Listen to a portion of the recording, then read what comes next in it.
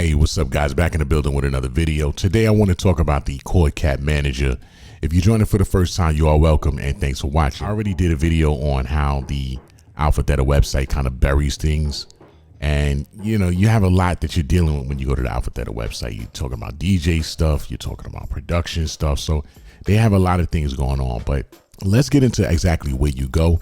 I'm not going to go through the whole thing because I already did a video on the firmware update. So it's the same concept.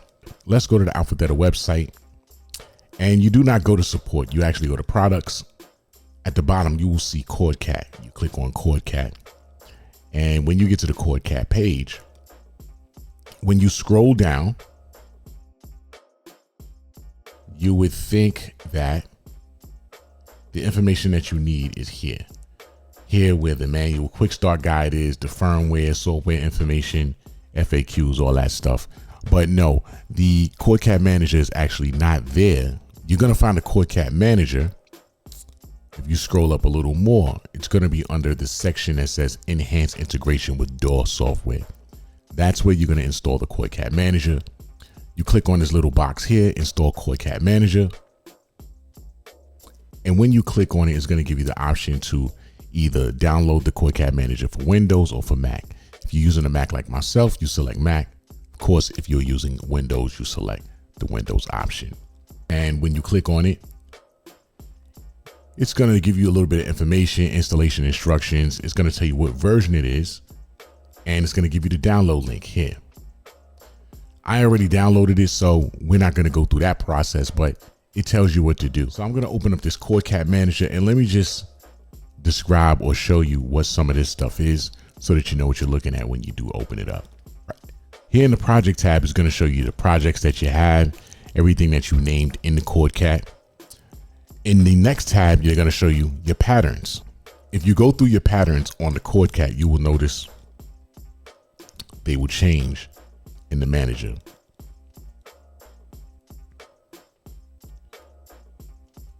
And I'm changing the patterns now. You can see them changing. 6, 7, 8, so on and so on. So whatever pattern you select, you're going to see it change in the manager. If you go back to the track, you will notice the tracks change. You can see I'm selecting different tracks now.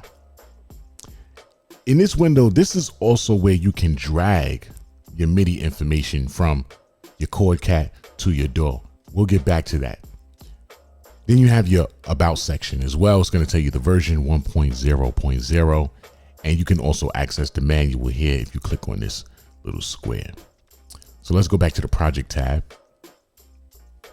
And in this tab is going to show you the project name, the same names that you have in the ChordCat. And the next section is going to show you the patterns that you have. And it basically, it tells you how many patterns are on that particular project. This particular project, this demo has 64 patterns. The D&B demo has 63 patterns, so on and so on. The next tab is the ID tab. Now this ID, I believe this is just a way to name the projects or number them. So you'll see 003, 006, 004. They're not necessarily in chronological order, but that's what that ID is. Just a way to ID the actual projects. Below that, you have the ability to rename your projects. Trying to name something on this ChordCat is a difficult task.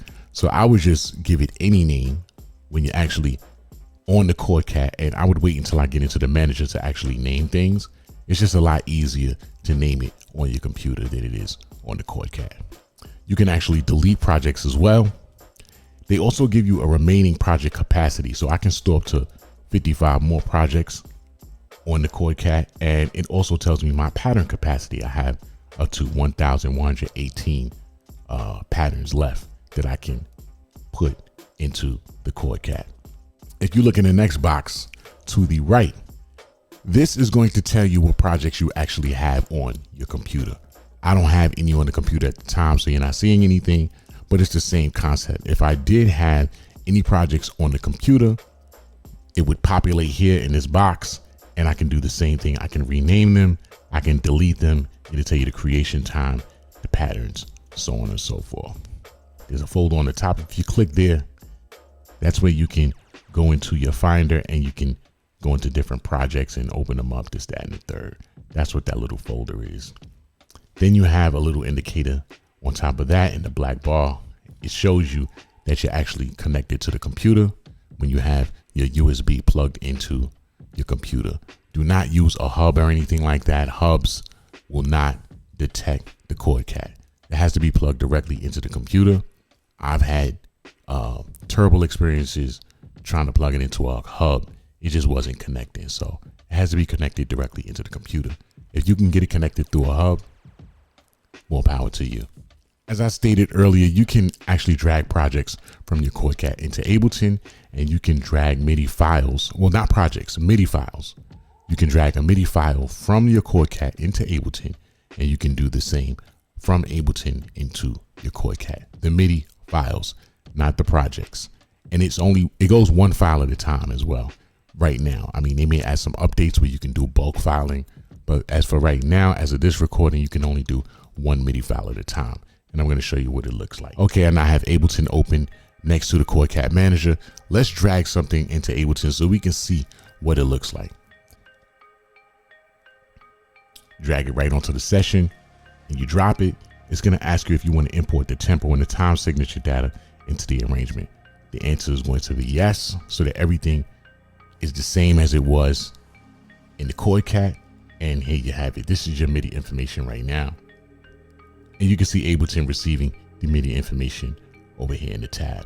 And it's really just that simple, just like that. And it works the same if you go to something else. So now let's go to track 2,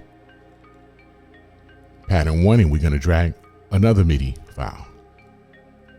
It's going to ask you the same question: import tempo and time signature. Yes. And there you have it. So it's just that simple. You can also set your length, how long you want that MIDI information to be. You can set it 1 bar, 2 bars. Right now it's on 8 bars. You can set it up to 32 bars. So let's put it on 1 bar and drag it in and see what happens. It's going to be 1 bar. And there you have it. You can also drop MIDI files back onto the ChordCat. I'm not sure why you would want to do that, but you do have the option to do it. And you do that on the right side here where it says drop MIDI file here. You can drop your MIDI file here, and you can set your bar lengths: 1 bar, 2 bars, 4 bars, 8 bars, and that MIDI file, that MIDI information will then transfer over to the ChordCat. Again, I thank you guys for watching. I appreciate it. Keep doing what you do. I'm gonna catch you guys in the next video. Take care.